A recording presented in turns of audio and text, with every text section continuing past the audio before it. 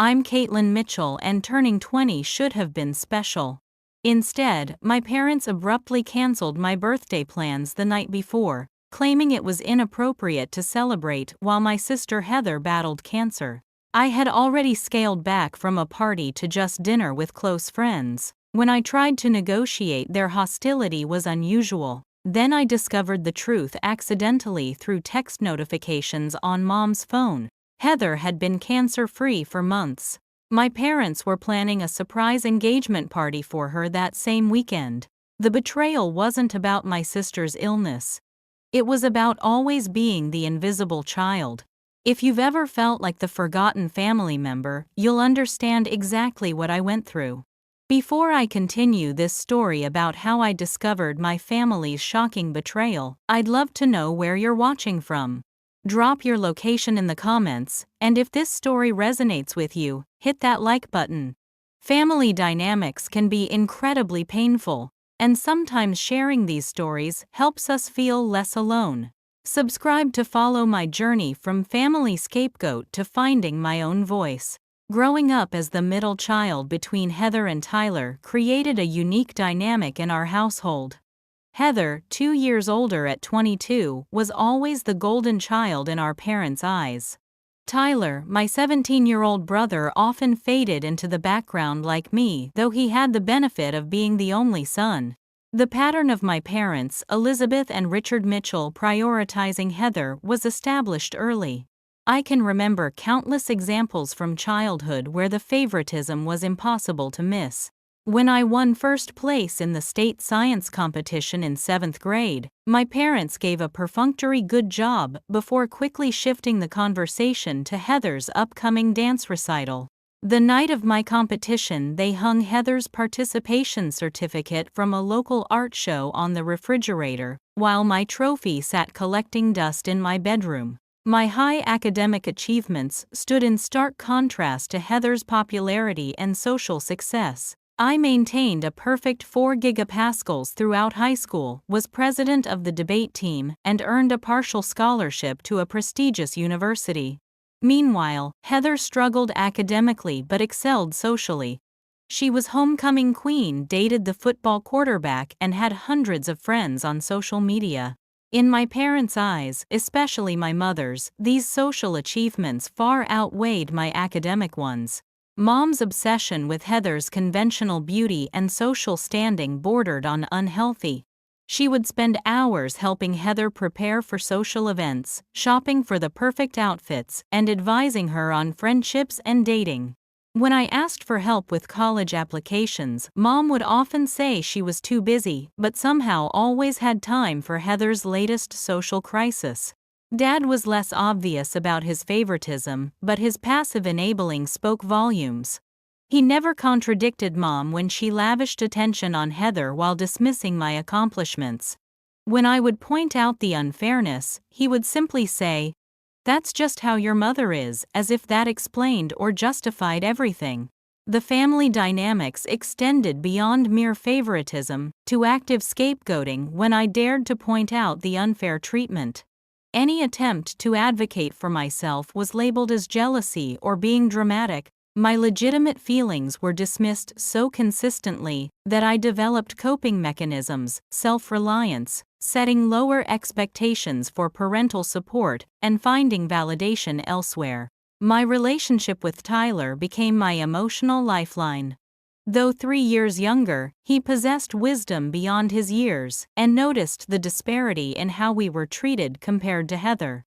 We would often commiserate in hushed tones in his bedroom after particularly flagrant instances of favoritism. Tyler would validate my feelings when no one else would, saying things like, "I saw what happened at dinner. You deserved better." Everything changed during my freshman year of college when Heather was diagnosed with Hodgkin's lymphoma. The news was devastating for all of us, and immediately the entire family reorganized around Heather's illness.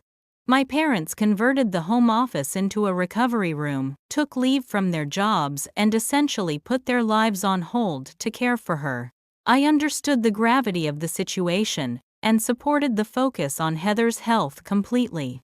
What person wouldn't prioritize a child fighting cancer? But even in this context, the disparity in how they treated us remained stark. When I came home from college with a severe case of pneumonia that landed me in the hospital for 3 days, my mother visited once for 20 minutes, explaining she couldn't leave Heather for long. Dad dropped off clean clothes, but didn't stay. Meanwhile, during Heather's treatments, they never left her side. I felt immense guilt for resenting the attention shift despite understanding the circumstances. To process my complicated feelings, I began volunteering at the cancer center where Heather received treatment. This allowed me to support my sister while also finding purpose in helping others. During support group sessions for family members, I met other siblings of cancer patients who validated my complex emotions, assuring me it was normal to both worry for my sister and still need attention myself. Throughout this difficult period, my Aunt Rachel, my mother's sister, became my only adult ally in the family. She recognized the imbalance and made special efforts to check in on me. "Your feelings matter too, Caitlin," she would tell me during our coffee dates. Loving your sister and needing validation yourself aren't mutually exclusive. These moments with Aunt Rachel kept me grounded when I felt invisible at home. By the time my sophomore year of college approached, Heather had been battling cancer for nearly 8 months with what appeared to be positive progress according to her doctors. I had learned to navigate the new family dynamic, maintaining my straight A's while supporting Heather's journey in every way I could. I thought maybe, just maybe, we had found a more balanced family system amid the crisis. Little did I know that balance would soon shatter completely. As my 20th birthday approached, I carefully planned a modest celebration that wouldn't overshadow Heather's health concerns. Instead of the big party my friends suggested, I opted for an intimate dinner with 5 close friends at Bella Italia, my favorite restaurant since childhood. The reservation was made 2 months in advance, and I coordinated with my parents to make sure the timing wouldn't conflict with any of Heather's treatments. "Can I borrow the car for my birthday dinner on Saturday?" I asked my parents one evening in April as they sat watching TV in the living room. My father glanced at my mother, who sighed before responding. "I suppose that would be fine, but you need to have it back by 10 and make sure there's gas in it," Mom said without looking away from her show.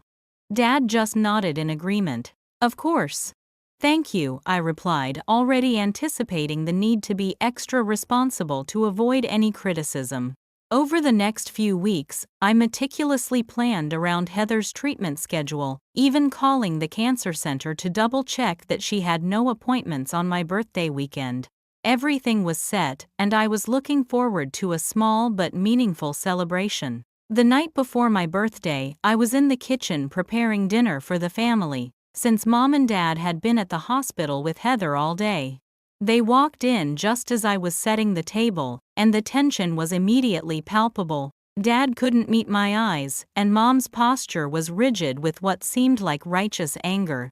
"Caitlin, we need to talk about tomorrow." Mom began placing her purse on the counter with more force than necessary. "Is everything okay? Is Heather all right?" I asked, immediately concerned. "Heather had a bad day at treatment," Mom stated firmly. "We can't have you going out celebrating while your sister is suffering." The statement hit me like a physical blow. I had specifically checked Heather's schedule. "But she wasn't even scheduled for treatment today," I said, confusion evident in my voice. "Don't question me about your sister's medical care," Mom snapped. "Plans change." They wanted her in for additional tests. Something didn't add up, but I tried to be reasonable. "I understand if Heather's not feeling well. Maybe I could visit her at the hospital first and then go to my dinner. It's just a small thing with 5 friends." "Absolutely not," Mom declared. "It's completely inappropriate for you to be out celebrating when your sister might be getting bad news. I'm surprised you'd even suggest it." Dad shifted uncomfortably but remained silent, his eyes fixed on the floor. "But I've been planning this for months," I protested, feeling a familiar knot forming in my throat. "I've already reserved the table and everyone has arranged their schedules." "There you go again, making everything about you," Mom sighed dramatically. Your sister has cancer, Caitlin. Cancer. And all you can think about is your birthday dinner. The conversation quickly escalated into a one-sided argument. Every point I raised was twisted to make me sound selfish and uncaring. When I mentioned that Heather herself had texted me earlier sounding perfectly fine, Mom claimed she was putting on a brave face and accused me of being insensitive to my sister's suffering. Throughout the argument, Mom's phone kept buzzing with notifications. She glanced at it nervously each time, which was unusual for her. During a particularly heated moment when I was trying not to cry, her phone lit up on the counter, and I caught a glimpse of a notification from someone named Eliza Party Planner that mentioned H's surprise. My confusion grew as the argument continued. The gaslighting was intense, with Mom repeatedly saying things like, "I can't believe how selfish you're being right now, and your sister would never act this way if the situation were reversed." Dad remained mostly silent, occasionally mumbling, "Listen to your mother, Caitlin," without conviction. Eventually I retreated to my room in defeat, calling each friend to cancel our dinner with embarrassment burning in my chest. "Family emergency," I explained, vaguely unable to articulate the humiliation I felt. Tyler witnessed the fight from the hallway and came to my room afterward. He sat on the edge of my bed as I tried to hide my tears. "That was really messed up," he said quietly. "Your birthday dinner wasn't hurting anyone." "Mom's right though," I replied automatically. "If Heather's having a bad day with treatment, a birthday celebration seems wrong." Tyler gave me a skeptical look. "I talked to Heather on the phone an hour ago.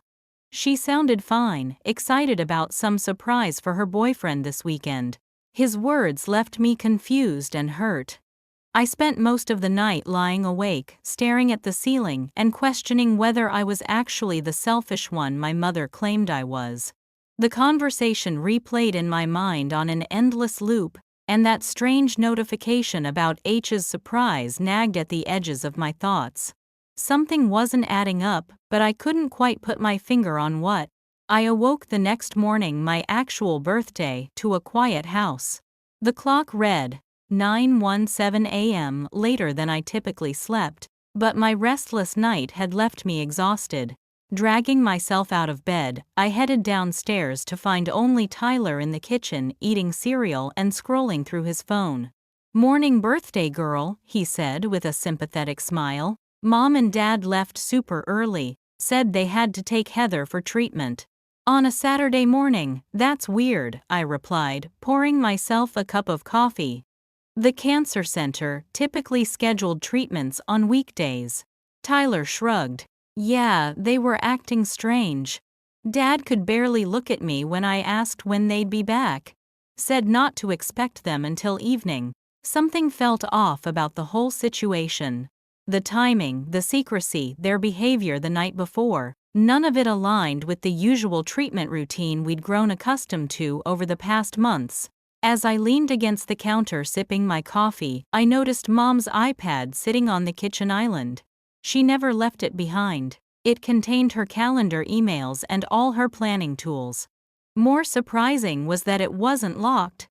The screen showed her email inbox when I glanced over. A notification banner slid down from the top of the screen. New email from Elite Events. Final confirmation for Mitchell engagement celebration. My heart started racing. Engagement celebration? Whose engagement? I stood, frozen coffee mug halfway to my lips. I'd never snooped through my parents' or siblings' private communications before. It went against my principles. But the coincidence was too strong to ignore. The mysterious party planning notifications from last night, my canceled birthday plans, the family's strange behavior. "Tyler," I said slowly, "did you know anything about Heather getting engaged?" He looked up from his phone, brow furrowed. "No, but she and Blake have been dating forever. Wouldn't surprise me." After a moment of internal debate, I set down my coffee and picked up the iPad. If my suspicions were correct, I needed to know. The Elite Events email thread was at the top of her inbox. With a deep breath, I opened it, guilt and anxiety mixing in my stomach. What I found shattered my world. The email contained comprehensive plans for a surprise engagement party for Heather and her boyfriend Blake. The event was scheduled for 7:30 p.m. that very evening, exactly when my birthday dinner had been planned. The venue was Riverstone Manor, an upscale event space downtown. My hands trembling, I scrolled through the email thread, finding message after message detailing plans that had clearly been in the works for weeks. There were communications about the guest list, catering decorations, and a custom photo backdrop that read Heather and Blake Forever. Then I found it, an email dated 3 weeks earlier with the subject line, Great News and Next Steps. It contained confirmation that Heather's latest scan showed complete remission, with the doctor clearing her for normal activities. There was a screenshot of the gorgeous engagement ring Blake had purchased, along with detailed instructions for keeping the party a secret from Heather. The party guest list included over 60 people, with notes about extended family members flying in from across the country. Multiple relatives I hadn't seen in years were attending. Grandparents, cousins, uncles, and aunts, who hadn't even called on my last 3 birthdays. My eye caught my own name, buried deep in one email thread. Caitlin can help with setup in the afternoon before heading to her dinner. This was dated before they canceled my plans, showing they had intended for me to help prepare my sister's party, and then go to a diminished celebration of my own birthday. The full weight of the deception hit me at once. They had deliberately concealed Heather's recovery. They had used her cancer as an excuse to appropriate my birthday. They had made me feel selfish and horrible for wanting a small dinner with friends, all while planning an extravagant party for my sister. My chest tightened painfully, and I couldn't seem to get enough air. The room started spinning as tears blurred my vision. I slid down against the kitchen cabinets to the floor, the iPad still clutched in my hands, struggling to breathe through what I would later recognize as a panic attack. That's how Tyler found me, hyperventilating on the kitchen floor, surrounded by the digital evidence of my family's betrayal. "Caitlin, what's wrong?" He rushed to my side, alarmed. I couldn't speak, only gesture weakly toward the iPad. He took it from my shaking hands and quickly scanned the emails, his expression shifting from confusion to shock to anger. "Those lying," he muttered, not finishing the sentence. "Heather's been in remission for weeks, and they're throwing her an engagement party on your birthday, after making you cancel your dinner." I managed to nod, still struggling to regulate my breathing. Tyler set down the iPad and sat beside me on the floor, putting his arm around my shoulders. "Breathe with me, okay? Slow and steady." For several minutes we just sat there as I gradually regained control.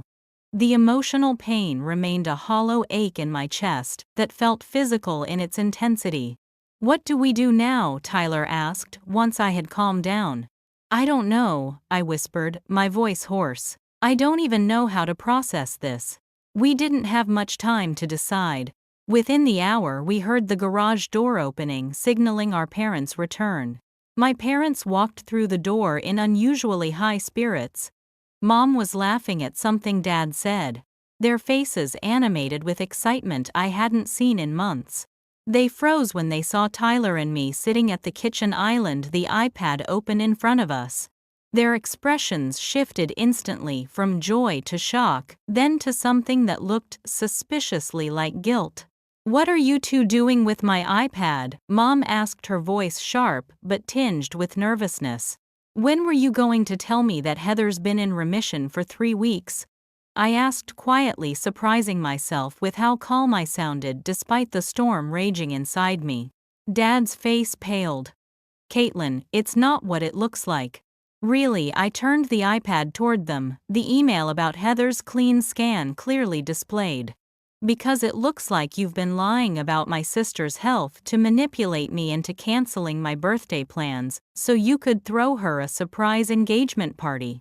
Mom stepped forward, her defensive posture already in place. "We were going to tell you about Heather's remission, but her doctor advised us to wait until the follow-up confirmed it." The email says her doctor cleared her for normal activities 3 weeks ago, I pointed out.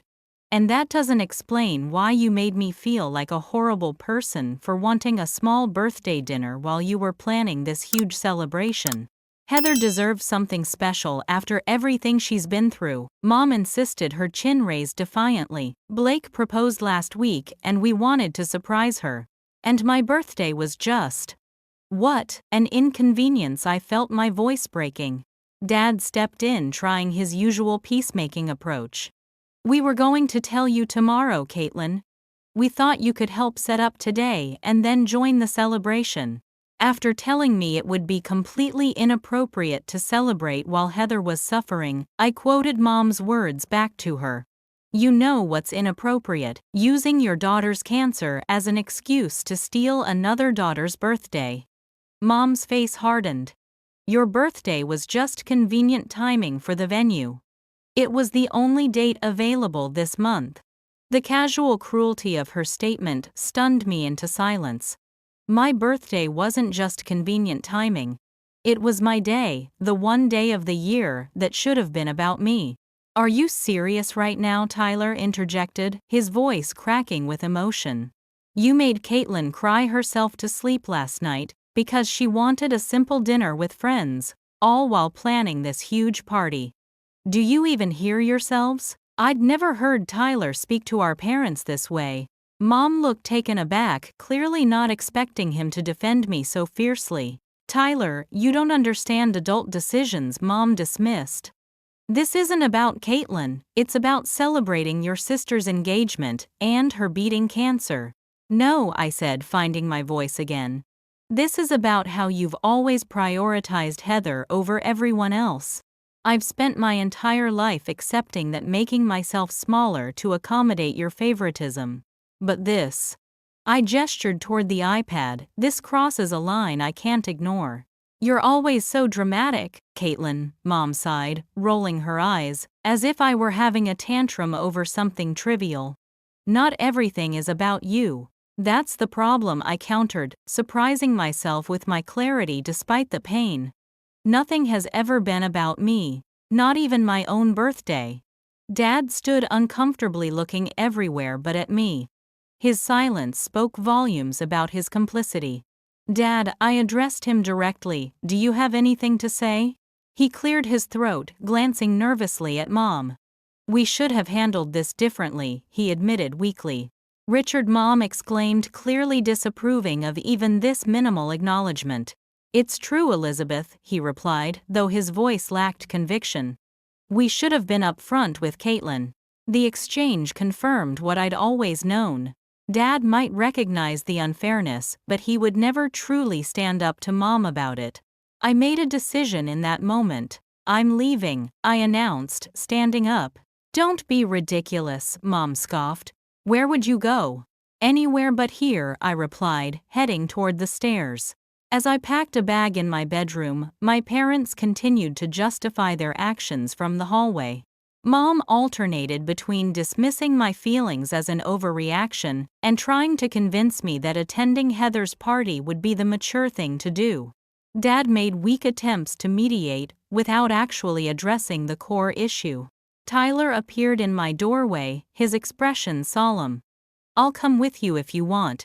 I smiled at him gratefully, but shook my head. Stay. Document everything for me. I need time to think.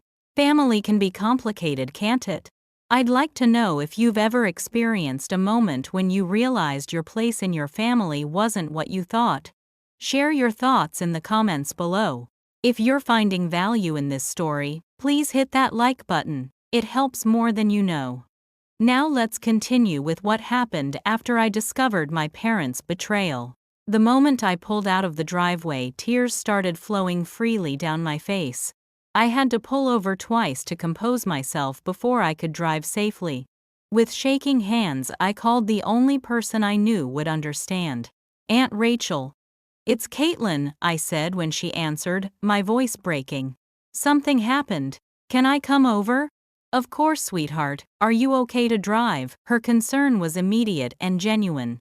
I think so. I'll be there in about 40 minutes. During the drive to Aunt Rachel's house, memories flooded back. Other significant moments that had been hijacked by Heather throughout our lives. My high school graduation, where my parents left immediately after the ceremony to attend Heather's dance recital instead of joining me for the celebration dinner. My 16th birthday, which was overshadowed by Heather's first serious boyfriend breaking up with her the day before. The college acceptance letter that got a cursory "that's nice" because Heather had just been asked to prom by the most popular boy in school. Each memory strengthened my resolve that I wasn't overreacting. This pattern had been happening my entire life, and I had been conditioned to accept it as normal. Aunt Rachel was waiting on her porch when I pulled into her driveway. She opened her arms and I fell into them, finally letting myself fully break down. "Let it all out," she murmured, stroking my hair as I sobbed. "I've got you." Inside, she made hot chocolate, her remedy for all emotional crises since I was a child, and listened without interruption as I told her everything. "I wish I could say I'm surprised," she sighed when I finished. "But Elizabeth has always been like this." "What do you mean?" I asked, wrapping my hands around the warm mug. "Your mother and I grew up in a similar dynamic," Rachel explained. "Our mother, your grandmother, favored Elizabeth in much the same way Elizabeth favors Heather. It's a family pattern that goes back generations." This revelation hit me hard. So Mom is just repeating what was done to her. "Yes, though, that doesn't excuse it," Rachel said firmly. "I recognized the pattern when you girls were very young. I've tried to talk to Elizabeth about it over the years, but she denies it completely." As we talked, my phone buzzed repeatedly with calls and texts from Dad, but none from Mom.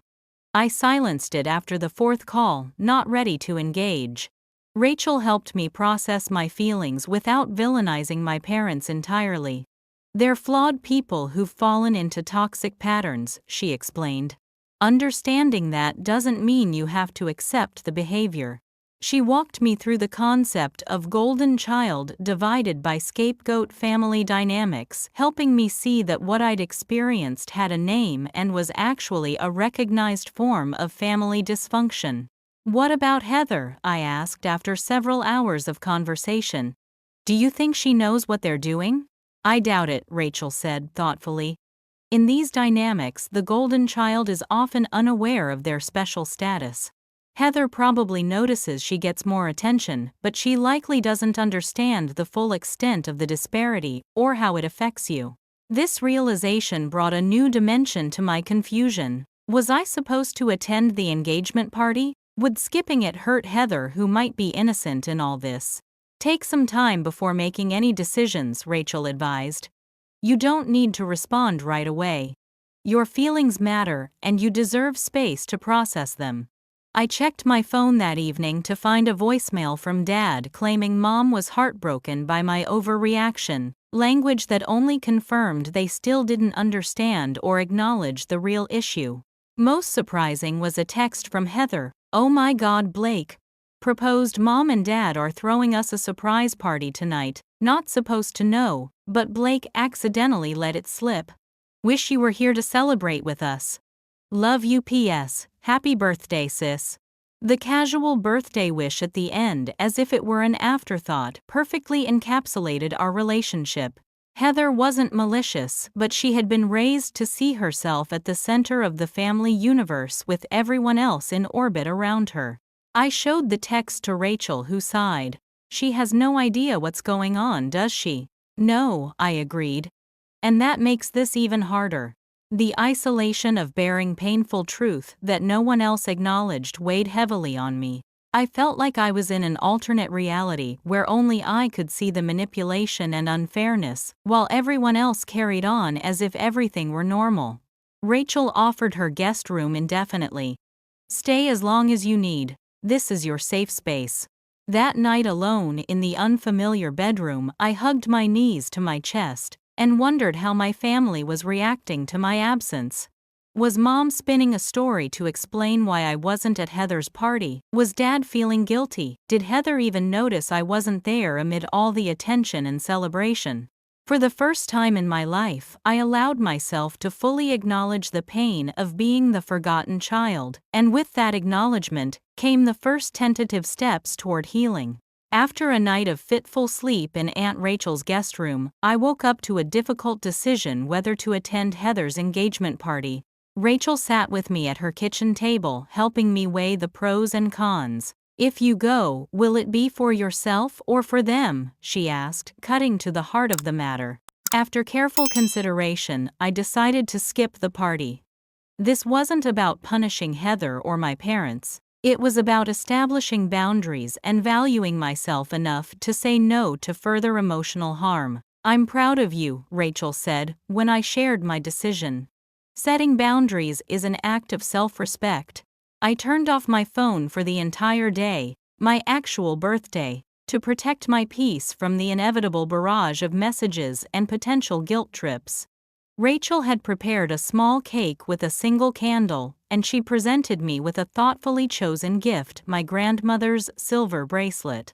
"Mom left it to Elizabeth in the will, but Elizabeth never wears it," Rachel explained. "I've been holding on to it for years, waiting for the right moment. I think Grandma would want you to have it."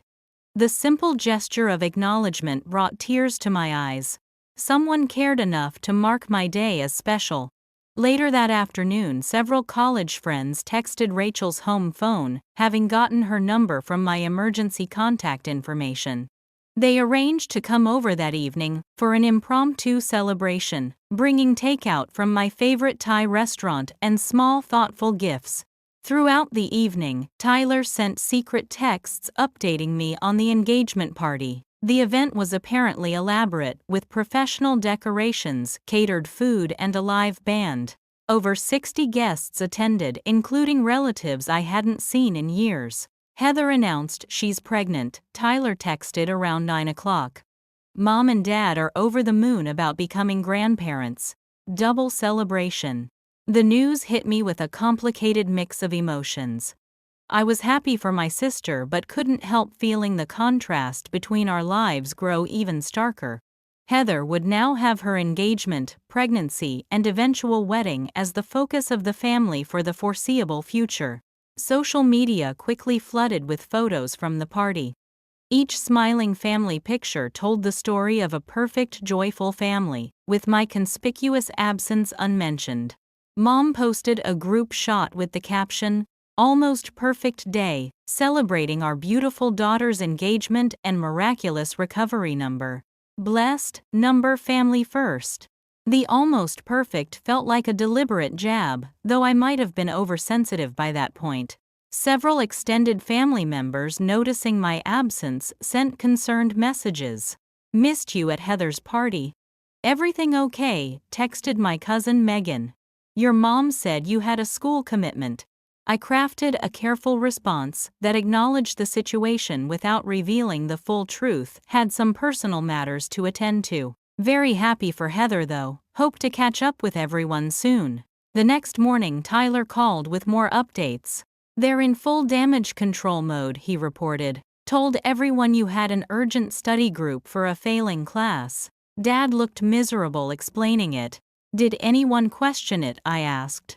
Grandma Jenkins asked why a study group was happening on a weekend, and Mom got all flustered. Changed the subject real quick. I wasn't surprised that my parents had created a false narrative rather than admit the truth. Appearances had always mattered more than authenticity in our household. I spent much of Sunday contemplating my next step. I had no desire to return home yet, but I also couldn't hide at Aunt Rachel's forever. Moreover, I felt increasingly conflicted about Heather's role in all of this. Was it fair to distance myself from her when she might be unaware of the manipulation? That evening, Heather called Rachel's house, having gotten the number from Tyler. "Caitlin, what's going on?" Her voice sounded genuinely confused. "Mom and Dad are being super weird about why you weren't at my party. Tyler's not talking to them." "Did something happen?" I took a deep breath. "Congratulations on your engagement, Heather. And the baby. That's really wonderful news." "Thanks," she replied, sounding uncertain. "But that doesn't explain why you disappeared on your birthday." Mom said something about a study group, but that didn't sound right. It's complicated, I hedged, not ready to have the full conversation. I needed some space from Mom and Dad. Because of what Heather pressed. And why didn't you tell me you were having problems in school? I could have helped. The irony that she had accepted Mom's lie without question was not lost on me. I'm not failing any classes, Heather. My GPA is 3.9. Oh. A pause. Then why did Mom say? She trailed off, sounding genuinely confused. Like I said, it's complicated. I'm happy for you and Blake, truly. The engagement and the baby, it's a lot of wonderful news at once. Thanks, she said, her tone brightening. I still can't believe it. The doctor said the cancer treatments might affect fertility, so finding out I'm pregnant was such a blessing. We weren't even trying yet. For the next 20 minutes, Heather detailed her engagement story, Blake's romantic proposal at the lake, where they had their first date, and their preliminary wedding plans. Through it all, she mentioned her pregnancy at least a dozen times, barely pausing to breathe between topics. We're thinking a spring wedding before I start showing too much, she explained. Mom's already contacting venues. She's so excited to plan everything. I made appropriate sounds of interest and support, feeling the familiar pattern reassert itself. Even in this conversation, ostensibly about checking on me, Heather couldn't help but make everything about herself. Oh, she exclaimed, suddenly, as if just remembering. I never asked. How was your birthday? Did you do anything fun after your study group? The question, tacked on as an afterthought, perfectly encapsulated our relationship. I realized in that moment that Heather's self-absorption wasn't malicious. It was simply enabled by our parents and reinforced by years of family dynamics. It was fine, I replied vaguely. Aunt Rachel made cake. That's nice, Heather said clearly, ready to return to her own news. Anyway, I should go. Blake's parents are coming over for dinner to discuss wedding plans. We'll catch up soon, okay? After hanging up, I sat staring at the phone, feeling simultaneously sad and strangely liberated. The conversation had clarified something important. Confronting my parents was necessary, but my relationship with Heather was a separate issue requiring its own resolution. 3 days after the engagement party, I made the decision to return to my university dorm rather than going home. The spring semester wouldn't start for another week, but I needed neutral territory to sort through my thoughts and emotions. My parents' attempts to contact me escalated as the days passed. Mom's messages evolved from indignant, "You're blowing this way out of proportion," to falsely conciliatory, "Time to move on from this little misunderstanding," without ever acknowledging what had actually happened. Dad, meanwhile, sent a private email that surprised me with its partial honesty. "We handled this badly and I'm sorry. Your mother doesn't see it the same way, but I know we hurt you. Please come home so we can fix this as a family." Even in his apology, however, he was asking me to compromise for the sake of family harmony, rather than demanding real change. The subtle request to keep the peace and not rock the boat was painfully familiar. Back in my dorm room, surrounded by textbooks and photographs of friends rather than family, I began to build a support network independent of my parents. My roommate Zoe, returning early from break for a campus job, listened to the full story with increasing disbelief. "That's seriously messed up," she said when I finished. "And they don't even think they did anything wrong. Mom doesn't. Dad sort of does, but not enough to actually stand up to her about it." Zoe suggested I speak with someone at the University Counseling Center. "This isn't normal family stuff, Caitlin. This is like actual emotional abuse." The word abuse made me uncomfortable. It seemed too harsh, too dramatic for what I'd experienced. Weren't abuse victims supposed to have visible scars, terrible childhoods filled with constant fear? My life hadn't been like that. I'd been fed, clothed, educated. My parents had never hit me. Nevertheless, I made an appointment with a campus therapist, Dr. Lisa Renner, more to appease Zoe than anything else. In our first session, Dr. Renner listened attentively as I recounted the birthday incident and the family patterns that preceded it. When I finished, she nodded thoughtfully. "What you're describing fits a pattern we call narcissistic family systems," she explained. In these dynamics, one child is elevated to golden status while another becomes the scapegoat. It's not about who you are, but about the roles you've been assigned. "But they didn't beat me or anything," I protested weakly. "They provided for me materially." Emotional neglect and favoritism are forms of psychological abuse, Dr. Renner said gently. The absence of physical violence doesn't make it okay. Her validation was both comforting and disturbing.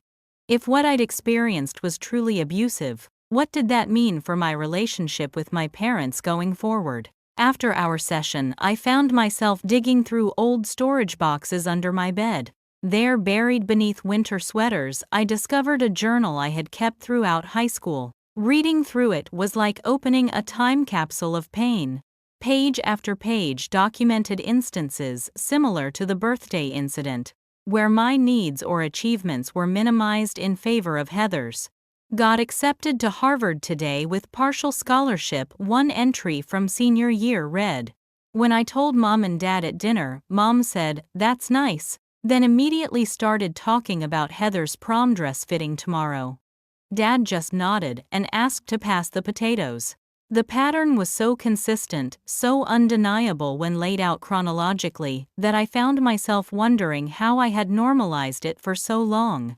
My research into family dynamics continued, books and academic articles stacking up on my desk, as I tried to understand what had happened to me.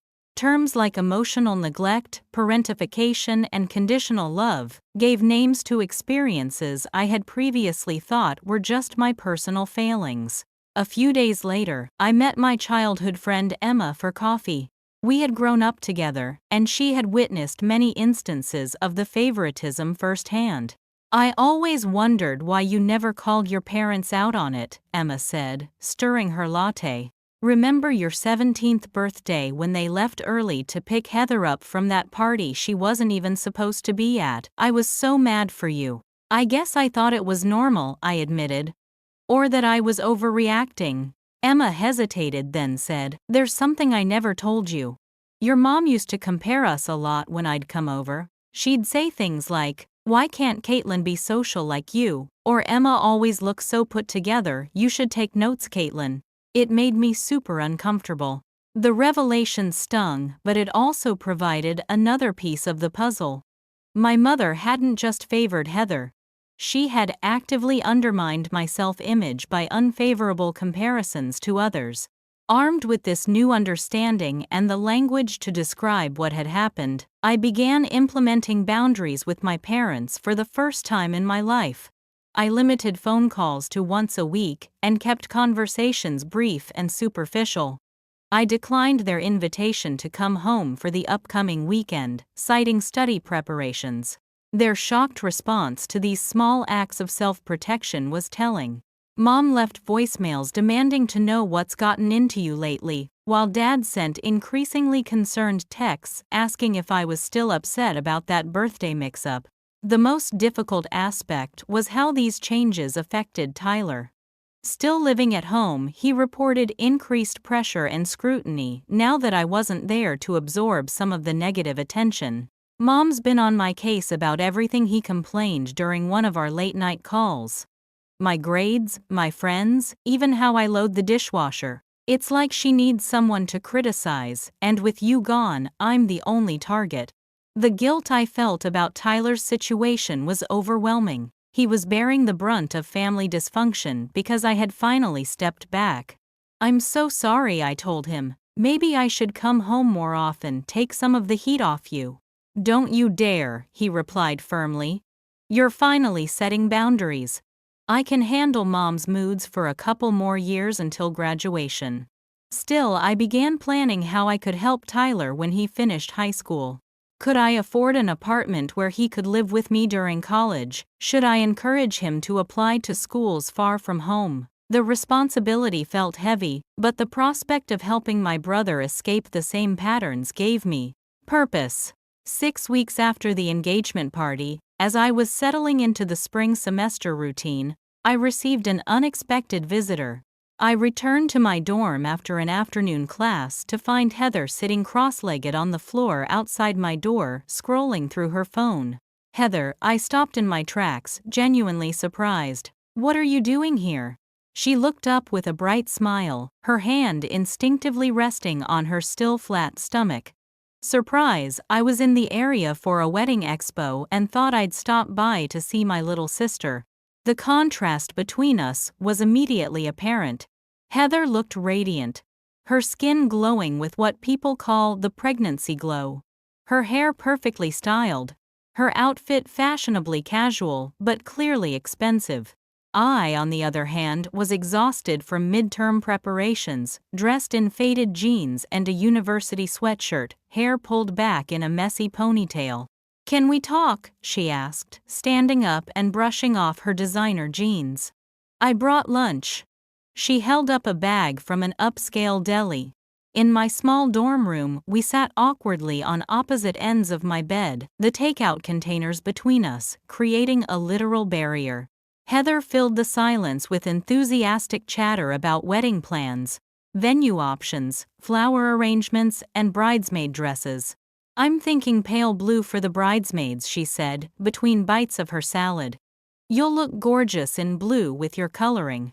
I nodded automatically before registering what she'd said. "You want me to be a bridesmaid?" "Of course, silly, you're my sister." Heather looked genuinely puzzled by my surprise. "Why wouldn't you be in my wedding?"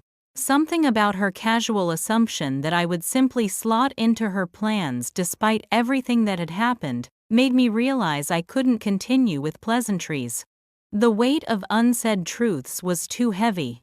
"Heather," I began carefully, "there's something serious we need to talk about." She must have registered the shift in my tone because her expression changed from carefree to concerned. "Is everything okay? You're not sick, are you?" "No, I'm not sick." I took a deep breath. "It's about what happened with my birthday and your engagement party." Heather's brow furrowed. "What do you mean, did something happen?" The genuine confusion in her voice confirmed what I had suspected. She really didn't know. I had to make a difficult decision: continue protecting her from the ugly truth, or be completely honest about what our parents had done. "Mom and Dad canceled my birthday dinner by claiming you were having a bad day with cancer treatment," I said slowly. "They made me feel horrible for even wanting to celebrate while you were suffering. But the truth is, they knew you'd been in remission for weeks." Heather's face registered shock. "What? That can't be right. They used your cancer as an excuse to make me cancel my plans, so they could throw your surprise engagement party on my birthday." I continued, the words tumbling out now. "They lied to me, made me feel selfish, all so they could plan your celebration without it interfering with their schedule." "No," Heather shook her head in denial. "There must be some misunderstanding." I reached for my laptop and pulled up the screenshots I'd saved from Mom's emails. "Here," I said, turning the screen toward her. "See for yourself." Heather's hands trembled slightly as she scrolled through the evidence. Her expression shifted from disbelief to shock, to something like horror, as she read the email exchanges planning her party, the confirmation of her remission date, and the casual dismissal of my birthday plans. "Oh my God," she whispered, tears filling her eyes. "I had no idea. I swear, Caitlin, I didn't know." "I believe you," I said honestly. "This is..." She struggled to find words. "This is horrible. No wonder you disappeared. I can't believe they would do this." Her reaction was so genuine, so clearly distressed, that some of the wall I'd built between us began to crumble. "It's not just about the birthday," I admitted. "It's about our entire lives. They've always favored you, Heather. Always." Her initial defensive reaction was predictable. "That's not true. They love us both." "Differently," I insisted. "Think about it. When have they ever missed one of your events? Now think about how many of mine they've skipped for something involving you." Heather opened her mouth to object, then closed it again, her expression troubled as she visibly searched her memories. Remember when they left my high school graduation early to make it to your dance recital? Or how about when they forgot to come to my debate team finals because they were helping you prepare for a date? Each example hit home, and I could see the dawning realization in her eyes. I guess I always thought. She started, then stopped. I never really saw it that way. They told me things about you too, she added after a moment. They said you resented me for having cancer, that you complained about the attention I was getting during treatment. I was stunned. That never happened. I volunteered at your cancer center to support patients like you. I rearranged my entire schedule around your treatments. I believe you, she said, echoing my earlier words. God, they've been lying to both of us. Tears streamed down her cheeks now, and despite everything, I found myself moving to comfort her. We cried together, sisters united in the painful recognition of the dysfunctional system that had pitted us against each other. All these years, Heather said, when we'd calmed down, I thought you were distant because you didn't want to be close. Mom always said you were just different and preferred to be alone. And I thought you were self-centered and didn't care about my life, I admitted. But it wasn't us making those choices. It was the roles we were pushed into. We spent hours talking, comparing notes about distorted family narratives we'd each believed. Heather had whole stories about times I had supposedly dismissed or insulted her accomplishments, events that had never happened. I had memories of her seemingly taking over family events to center attention on herself, which she now explained were often orchestrated by our parents. What do we do now? Heather asked, finally, looking exhausted but somehow lighter. I don't know, I admitted. I'm still figuring out how to have a relationship with Mom and Dad that doesn't destroy me. I want us to be real sisters, she said firmly. Not competitors, not strangers. She took my hand, squeezing it tightly. I'm going to talk to them about how they've treated you. This isn't right, and it stops now. I appreciated her determination but had realistic expectations about change. They might not listen. This pattern is deeply ingrained. Then they'll have a problem with both of us, she declared, with unexpected fierceness. I won't be used as a weapon against my sister anymore. As she left my dorm room that evening, Heather hugged me tighter than she had in years. I'm so sorry I didn't see it sooner, she whispered. For the first time since the birthday incident, I felt a tentative hope about my family relationships. Not that everything would suddenly be perfect, but that at least the truth was finally in the open. Heather and I had taken the first steps toward an authentic sisterhood, based on honest communication rather than competition and resentment. On the morning of my 21st birthday, I woke up in my own apartment to sunlight streaming through curtains I had chosen myself. The small one-bedroom wasn't fancy, but it was mine, a space where I made the rules and set the tone. The past year had brought painful but necessary growth. After the confrontation with Heather and her subsequent confrontation with our parents, the family dynamic had shifted in ways both expected and surprising. My relationship with my parents had evolved into what therapists call limited contact. We spoke regularly, but briefly, with clear boundaries about what I would and wouldn't discuss. I declined dinner invitations when I sensed they would be stressful, and accepted when I felt emotionally prepared. Their response to these boundaries was telling. Dad made individual efforts to rebuild our relationship occasionally, meeting me for coffee, without Mom to have genuine conversations about my life and interests. These moments gave me glimpses of the father he could have been if he hadn't enabled Mom's favoritism for so many years. Mom, however, remained largely in denial about her role in our family dysfunction. I don't understand why you're still bringing up ancient history, she would say, whenever I established a boundary. Families aren't perfect, Caitlin. You need to move on. The most significant change had been in my relationship with Heather. Her baby girl Lily had been born healthy, despite some pregnancy complications that had briefly frightened us all. Becoming a mother had given Heather new perspective on family dynamics, and she had become fiercely protective of our sibling relationship. True to her word, Heather had confronted our parents about their treatment of me. When Mom tried to exclude me from Lily's baptism planning, claiming I wouldn't be interested anyway, Heather had stood firm. Caitlin is Lily's aunt. She's involved in any family event for my daughter, or there won't be an event. This new solidarity between us had changed the family power balance. Our parents could no longer play us against each other when we compared notes and supported each other's perspectives. Tyler, now preparing for college with my guidance, had begun breaking family patterns as well. He applied to universities in different states, determined to establish his identity beyond our family system. We spent hours on video calls discussing schools, majors, and how to maintain healthy boundaries with parents who struggled to respect them. Aunt Rachel remained my steadfast supporter throughout the year, modeling healthy family relationships and reminding me that blood ties didn't have to mean accepting mistreatment. Family is important, she would say, but so is your well-being. My friends gathered at my apartment that evening for a proper 21st birthday celebration. Zoe had decorated with balloons and streamers, and Emma had baked my favorite chocolate raspberry cake. Heather came too without Blake or the baby, specifically to focus on being present for me. As we laughed and shared stories, I realized how much the family dynamic had shifted, simply because I refused to play my assigned role anymore.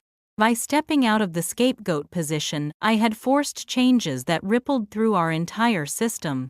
The journey hadn't been easy. I still experienced grief for the family I had wished I had. Parents who celebrated all their children equally, siblings who grew up supporting rather than competing with each other. There were days when the old pain surfaced sharp and fresh. My therapist had helped me understand that my parents might never fully change or acknowledge the harm they had caused. Some people lack the capacity for that level of self-reflection, she explained. Your healing can't depend on their recognition. This hard truth had been difficult to accept but ultimately liberating. I couldn't control how my parents behaved, but I could control my response and protect my own well-being. The unexpected gift from this painful experience had been the authentic connections I'd formed, with Heather, with Tyler, with friends who saw and valued me for exactly who I was. My chosen family celebrated my achievements, supported my struggles, and never made me feel like I needed to shrink myself to make room for others. As I blew out the candles on my cake that night, surrounded by people who genuinely cared about me, I made a wish not for anything I lacked, but in gratitude for what I had found, the courage to stand up for myself and the wisdom to recognize my worth even when others couldn't. Looking toward my future, I felt hope rather than resentment. The patterns that had shaped my childhood didn't have to determine my adulthood. I could create new patterns, healthier relationships, and a life where my birthday, and every day, was worth celebrating. I had learned that forgiveness was possible without forgetting. I could acknowledge my parents' limitations without allowing those limitations to define me. I could love my sister without competing with her. I could build connections based on mutual respect rather than obligation. As the evening wound down and my friends prepared to leave, Heather pulled me aside for a private moment. "Happy birthday, sis," she said, handing me a small wrapped package. For real this time. Inside was a framed photo of us as small children, arms around each other, grinning widely before the competition and resentment had been fostered between us. On the back she had written, "To new beginnings and the sisters we choose to be." Sometimes I've learned the family we choose heals the wounds from the family we're born into. And sometimes, if we're very fortunate, they can be one and the same. I hope my story resonates with those of you who have struggled with family dynamics that left you feeling invisible or unimportant. If you've experienced similar situations, please share in the comments below. Your story might help someone else feel less alone. Don't forget to like this video if it touched you in any way. Subscribe to hear more stories about family healing and personal growth. And share with anyone who might need to hear that they deserve to be celebrated too. Thank you for listening to my journey from family scapegoat to finding my voice. Remember, sometimes the most profound life lessons come from our deepest wounds, and healing is always possible, even when it seems impossible. Until next time, take care of yourselves and each other.